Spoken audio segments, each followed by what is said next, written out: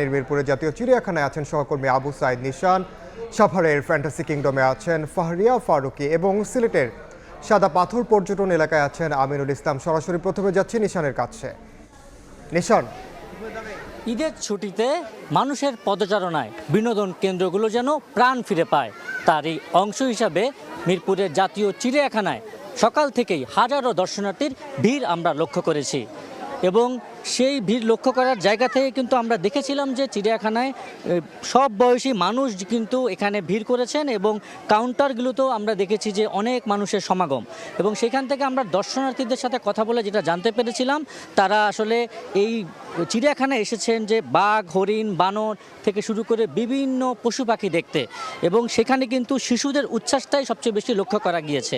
এবং আমরা আরও যেটা এই চিড়িয়াখানায় এসে জানতে পেরেছিলাম যে এই অ্যালবিনো প্রজাতির সাদা মহিষ ডোনাল্ড ট্রাম্পকে কেন্দ্র করে এবারে চিড়িয়াখানায় আরও অনেক বেশি মানুষের সমাগম লক্ষ্য করা গেছে এবং তারা বলছেন যে টিভিতে বা মোবাইলে তারা যে অ্যালবিনো জাতির সাদা মহিষ ডোনাল্ড ট্রাম্পকে দেখেছেন, তারা এবার সরাসরি সামনাসামনি এক নজর দেখতে তারা এই জাতীয় চিড়িয়াখানায় আসছেন।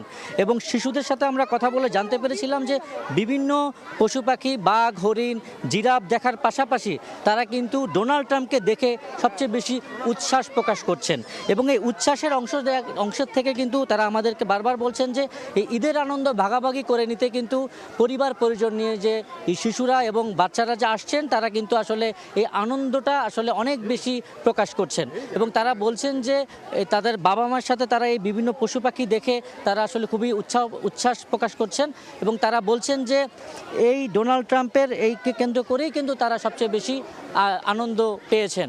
এবং এই যে জিরাফ থেকে শুরু করে বিভিন্ন বন্যপ্রাণী দেখে শিশুরা প্রকাশ করছেন আনন্দ, এরকমই আরেকটি বিনোদন কেন্দ্রের খবর জানাতে আমাদের সাথে সাভারে ফ্যান্টাসি কিংডমে আছেন সহকর্মী ফারিয়া ফারুকি। এখন চলে যাব তার কাছে।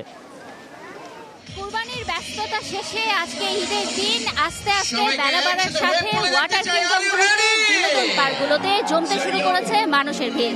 আমি এখন আছি সাভারের ওয়াটার কিংডমে। এখানে সকাল 10টার পর থেকে খুলে দেওয়া হয় এখানকার ওয়াটার কিংডম সেকশনটি এবং আস্তে আস্তেই জনসমাগম বাড়তে থাকে এবং দুপুর 2টার পর যখন ডিজে পার্টি শুরু হয় তখন আস্তে আস্তে এখানে লোক সমাগম আরও কিছুটা বৃদ্ধি পেতে থাকে।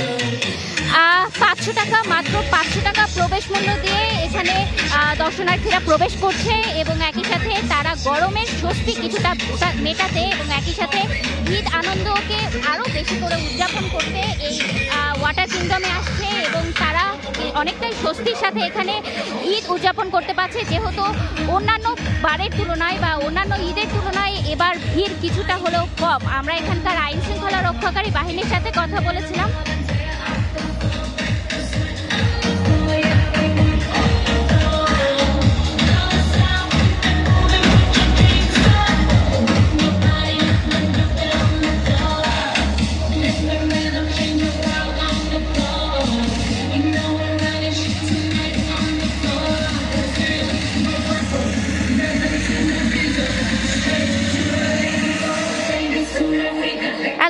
তো এখানে আইন শৃঙ্খলা রক্ষাকারী বাহিনীর সাথে কথা বলেছি। তারা আমাদেরকে বলেছে এখানকার সার্বিক নিরাপত্তার ব্যাপারে তারা যথেষ্ট সচেতন আছে এবং কর্তৃপক্ষও চেষ্টা করছে যেন এখানে সবাই নির্বিঘ্নে তাদের ঈদ উদযাপন করতে পারে। আমার কাছে ওয়াটার কিংডম থেকে এই ছিল সর্বশেষ। এখন চলে যাব সিলেটে, সেখানে আছে সহকর্মী আমিনুল ইসলাম।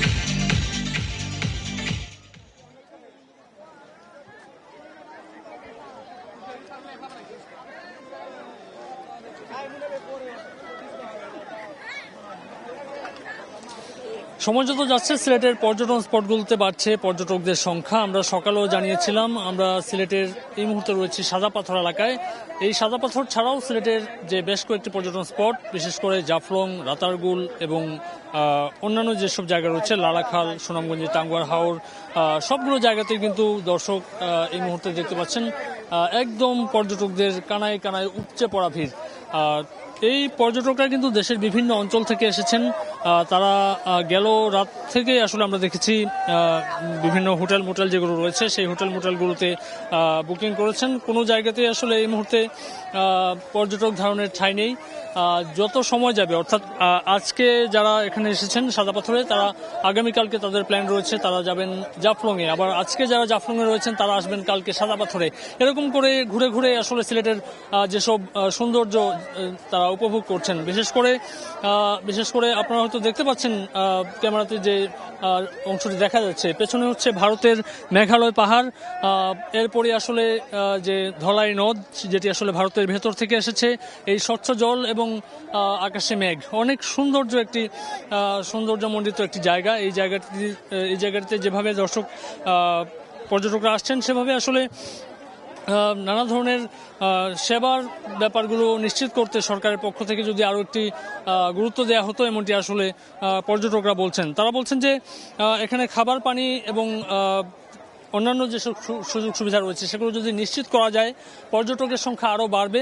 এবং এই যে ঈদের ছুটিটি রয়েছে, এই ঈদের ছুটিতে ধারণা করা হচ্ছে প্রায় 1 লাখের বেশি পর্যটক সিলেটে আসলে এসেছেন।